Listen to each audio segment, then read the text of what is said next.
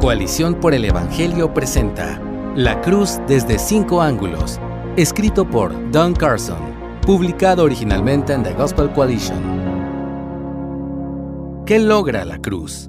¿Por qué ocupa un lugar tan central en la mente de los escritores del Nuevo Testamento? La Biblia nos da muchas respuestas maravillosamente ricas a estas preguntas. Estas son algunas, desde 5 ángulos distintos. La perspectiva de Dios, la perspectiva de Cristo, la perspectiva de Satanás, la perspectiva del pecado y nuestra perspectiva. Número 1. La perspectiva de Dios.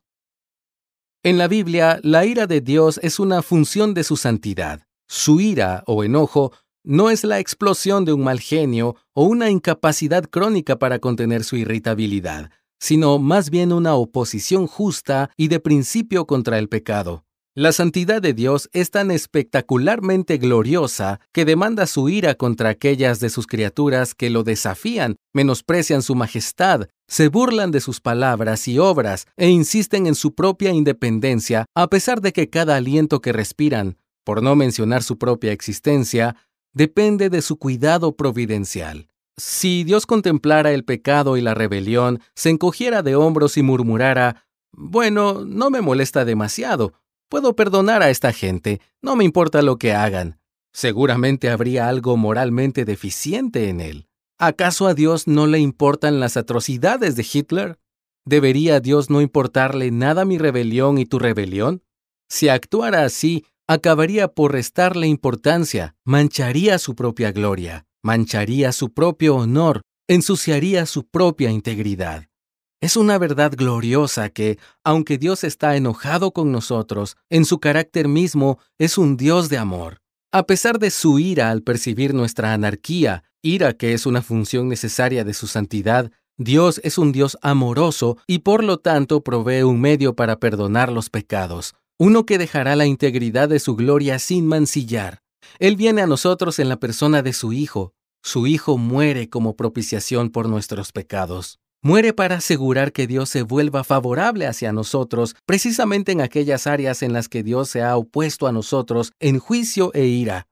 Pero esto es muy diferente a la propiciación pagana, porque Dios mismo ha proporcionado el sacrificio. En la propiciación pagana, nosotros ofrecemos sacrificios y los dioses son propiciados. En la Biblia, Dios es tanto el origen como el objeto del sacrificio propiciatorio. Él lo proporciona enviando a su Hijo a la cruz, y al mismo tiempo, el sacrificio satisface su propio honor y su justa ira es apartada sin que su santidad sea impugnada. El apóstol Pablo escribe en Romanos 3 del 25 al 26, Dios exhibió públicamente a Cristo como propiciación por su sangre a través de la fe, como demostración de su justicia. Porque en su tolerancia, Dios pasó por alto los pecados cometidos anteriormente, para demostrar en este tiempo su justicia, a fin de que Él sea justo y sea el que justifica al que tiene fe en Jesús. Observa cómo Pablo insiste repetidamente en que Dios envió a su Hijo a la cruz como demostración de su justicia, no simplemente para salvarnos, así como para ser el que justifica a los que tienen fe en su Hijo. La cruz une el amor de Dios y su perfecta santidad. Esa es una de las maneras, al menos, en que Dios mira a la cruz. Número 2. La perspectiva de Cristo. También aquí podrían decirse muchas cosas, pero uno de los grandes temas olvidados sobre lo que significa la cruz para el Hijo es la obediencia del Hijo. Este tema aflora con especial fuerza en la epístola a los Hebreos y en el Evangelio de Juan. Allí aprendemos repetidamente que el Padre envía y el Hijo va. El Padre comisiona y el Hijo obedece. El Hijo siempre hace lo que agrada al Padre, como indica Juan 8:29. El encargo más asombroso que el Padre da al Hijo es que vaya a la cruz para redimir a una raza de rebeldes, y el Hijo sabe que ese es el encargo que se le ha hecho. Jesús vino, insiste, no para ser servido, sino para servir, y para dar su vida en rescate por muchos, según Marcos 10:45. Pero el conocimiento del encargo que había recibido no hizo fácil la obediencia. Afrontó Getsemaní y la cruz con una agonía de intercesión caracterizada por la repetida petición, pero no sea lo que yo quiero, sino lo que tú quieras. Mira Marcos 14:36. Para Jesús, la cruz no solo fue el medio por el que se sacrificó a sí mismo, el justo por los injustos, para llevarnos a Dios. También fue el punto culminante de su obediencia sin reservas a su Padre Celestial. Lee 1 de Pedro 3:18 y Filipenses 2:8. Número 3. La perspectiva de Satanás. Apocalipsis 12 es uno de los capítulos más importantes del Nuevo Testamento para entender la perspectiva del diablo sobre la cruz. Satanás aparece lleno de ira porque ha sido desterrado del cielo y sabe que le queda poco tiempo. No ha podido aplastar a Jesús, así que descarga su furia contra la iglesia. Es el acusador de los hermanos, según el verso 10, que quiere al mismo tiempo sacudir sus conciencias y acusar a Dios de impiedad, porque Dios acepta a pecadores tan miserables como estos. Pero los creyentes, se nos dice, derrotan a Satanás sobre la base de la sangre del Cordero, según el verso 11, una referencia inequívoca a la cruz. Esto significa que estos creyentes escapan de las acusaciones de Satanás, ya sea en sus propias mentes y conciencias o ante el tribunal de la justicia de Dios, porque apelan instantáneamente a la cruz. Cantan con plena atención y profunda gratitud las maravillosas palabras del himno clásico Roca de los siglos, herida por mí, de Augustus Toplady. Ningún precio traigo a ti, mas tu cruz es para mí.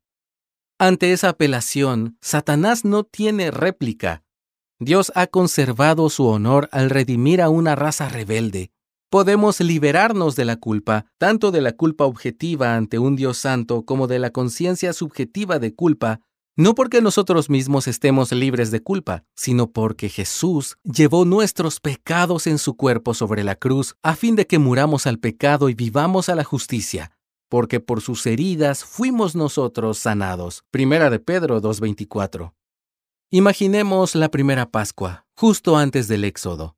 El señor Pérez y el señor González, dos hebreos con nombres notables, discuten los extraordinarios acontecimientos de las semanas y meses anteriores. El señor Pérez pregunta al señor González, ¿has rociado con la sangre de un cordero los dos postes de la puerta y el dintel de la entrada de tu casa? Por supuesto, responde el señor González, he seguido exactamente las instrucciones de Moisés. Yo también, afirma el señor Pérez, pero tengo que admitir que estoy muy nervioso. Mi hijo Carlitos es muy valioso para mí. Si, como dice Moisés, el ángel de la muerte pasa por la tierra esta noche, llevándose a todos los primogénitos de la tierra, simplemente no sé qué haré si Carlitos muere. Pero ese es el punto. No morirá. Por eso rociaste la sangre del cordero en los postes de la puerta y en el dintel. Moisés dijo que cuando el ángel de la muerte vea la sangre, pasará de largo sobre la casa protegida así, y el primogénito estará a salvo. ¿Por qué te preocupas? Lo sé, tartamudea el señor Pérez, algo irritado. Pero tienes que admitir que ha habido algunos acontecimientos muy extraños en estos últimos meses. Algunas de las plagas han afligido solamente a los egipcios, por supuesto, pero algunas de ellas nos han golpeado también a nosotros. Pensar que mi Carlitos podría estar en peligro es terriblemente perturbador. El señor González le responde con poca simpatía.